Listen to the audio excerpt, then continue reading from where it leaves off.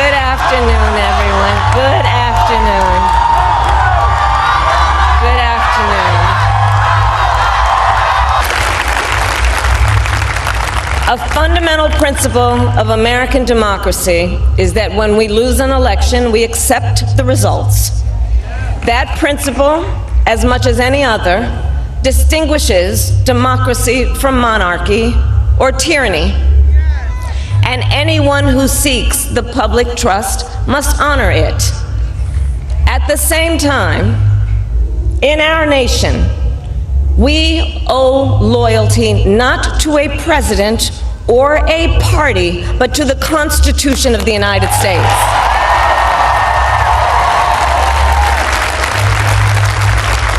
And loyalty to our conscience and to our God. My allegiance to all three is why I am here to say, while I concede this election, I do not concede the fight that fueled this campaign.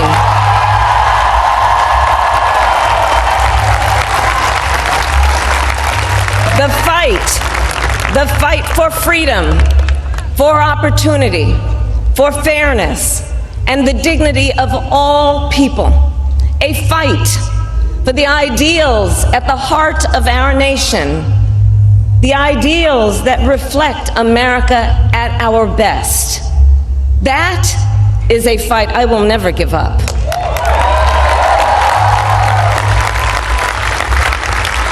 I will never give up the fight for a future where Americans can pursue their dreams, ambitions, and aspirations, where the women of America have the freedom to make decisions about their own body and not have their government telling them what to do. We will never give up the fight to protect our schools and our streets from gun violence. And America, we will never give up the fight for our democracy, for the rule of law, for equal justice, and for the sacred idea that every one of us, no matter who we are or where we start out, has certain fundamental rights and freedoms that must be respected and upheld.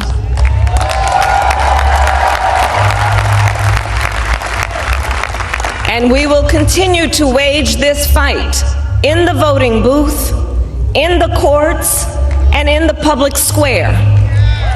And we will also wage it in quieter ways, in how we live our lives, by treating one another with kindness and respect, by looking in the face of a stranger and seeing a neighbor, by always using our strength to lift people up, to fight for the dignity that all people deserve.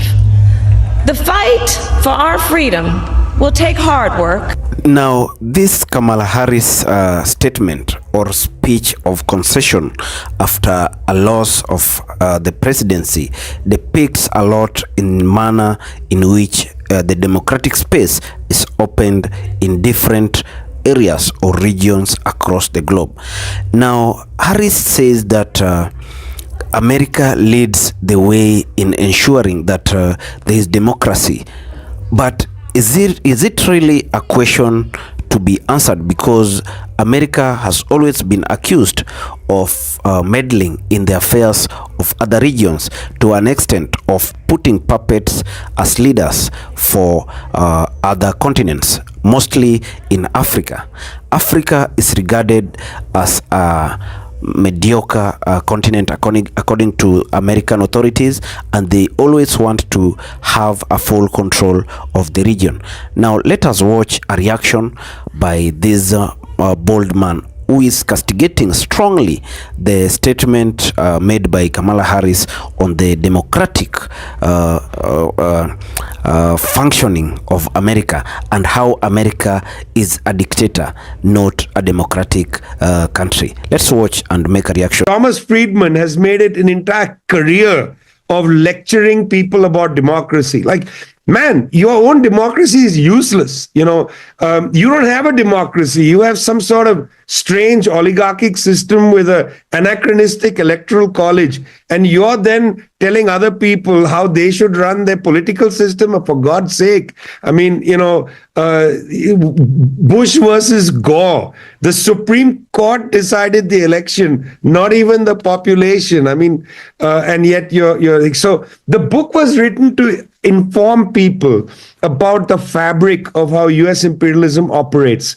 It's interesting, I know in the last 10 odd years, people have been going around saying, well, there's not one imperialism, there are multiple imperialisms. And I always think, really, we did some calculations. 75% of world military spending is spent by the United States, its NATO allies, and its NATO partners. 75%. The Chinese spend under 10% of world military spending, just under 10%. The Russians, 4% of world military spending. You add the Russians and Chinese up, it's 14%. That's 14%. 14%, and then not even in a military alliance. They have a strategic alliance. Whereas NATO is a real military alliance, a genuine threat to the world. When Chomsky said the United States government is the largest terrorist force in the world, he was not exaggerating. This was not a joke. Now, obviously, it's difficult to convince people who believe in liberalism or who believe in, the great glory of the US Constitution. But let's take the US Constitution for a minute. The US Constitution. If any human being who lives in the United States believes that the values of the United States are the values of the Constitution, you've lost your mind. The values of a country are not the values of its Constitution, but the values of its budget. And the United States spends more than half its budget on the military. That's the values of the United States. That's an imperialist budget. Do you really need 900 military bases around the world? Do you really have to interfere in every single election in countries that you don't like? I mean, is it really necessary? What did the United States get out of the war in Afghanistan? At the end, they got the Taliban back. What did the United States get from trying to overthrow the Syrian government? Nothing. The government is still standing. What did the United States get for overthrowing Saddam Hussein in Iraq? And I'm not saying he's a great guy, but what did the United States get? It got a strengthened Iran, and it got a strengthened Afghanistan. The Taliban was thrilled that the Saddam was overthrown. The United States, in fact, gave a gift to Iran. Between 2001, 2003, it got rid of its two adversaries, the Taliban and Saddam Hussein. I mean, what does US intervention get? It often gets the exact opposite of what the great leaders in Washington say. So this book was effectively written to show people the granular nature. So before we talk much on this issue of democracy in America, we have to ask very fundamental questions. And one of them is that why is America building military bases across the globe in different countries? Why don't they just sit down in their country and mind about their business, just as others are doing? Other nations have never done this. Why are they investing largely on militarization? Why is a bigger percentage of their budget going to building its military? Are they preparing for war or for control over the world at large? This is something we have to ask ourselves for us to unravel why America has to do this. Let me tell you that it starts with the feeling of superiority. That superiority brings ego, and the ego is what they use to control the happenings that are across the globe. I want to give two examples of situations whereby America is or was directly involved in control and interference with the democracy of other countries. One of them is Libya, whereby Muammar Gaddafi, who was the president by then, was brutally murdered by the Americans with the claim that he had committed crime against humanity. Yet, if you dig deep, you'll find that Gaddafi's policies in transforming Africa was a threat to Americans, because he held the urge to form a united Africa, a borderless Africa, an Africa that has one currency and has free trade amongst its member states. So this did not augur well to the Americans, because they had, or they have a feeling that Africa should not move from where it is now. Why are they not wanting Africa to come up from the hole they are in currently? This is because Africa has vast resources that if they don't tap, then even their economy will be at a risk. They might fall if they don't get these resources they are getting forcefully from Africa. Now that brings me to the second point, or the second example, which is Democratic Republic of Congo. Just imagine the way its name starts with democratic. It has never seen light of democracy. This is because of the interference of the Americans. America knows very well that Congo has the most precious metals, and amongst them is gold. So they have to use several tactics to get control and hold Congolese government hostage. That is why there have always been war in the country with no change. Even different mediations have never bore any fruit. Now, early this year, there was an attempted coup on the president, that is Tshisekedi, and thorough investigations revealed that, or had a connection of FBI's leading such coup. What was the intent of Americans being involved in a coup in the DRC, Democratic Republic of Congo?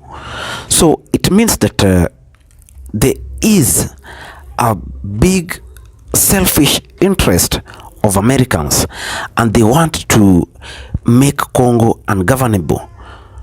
Sources also reveal that the M23, that is the rebel group in Congo, is largely sponsored by the Americans. Though I'll have to research on this so that I bring more truth about it. But the bigger question is, why do they have to meddle in people's affairs? It is high time that Africans build their own democratic space. We've never had the real democracy because our affairs are decided from a corner of the white man. This corner has to be dismantled. These people and the table they sit in to decide for Americans, this table has to be dismantled.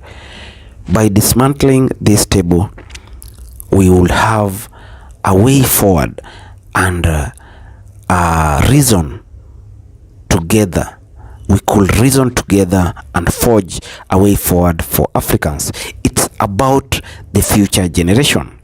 I know this generation might not feel the heat, but if we build our continent now, the future generation might or will have a better place and will be really proud of us. So as we teach these Afro-revolutionary spirits, we have to pull up together. We have to tell each other that this fight is for us. We have to unite. Divided we fall. That is the spirit that everyone should have. Americans survive because of their unity. And you've seen Kamala Harris talking boldly on the need for America to be on top.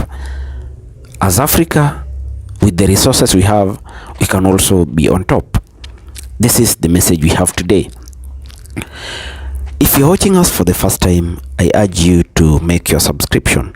Also, do not forget to like, share, and comment on our videos. Thank you, and may God bless you.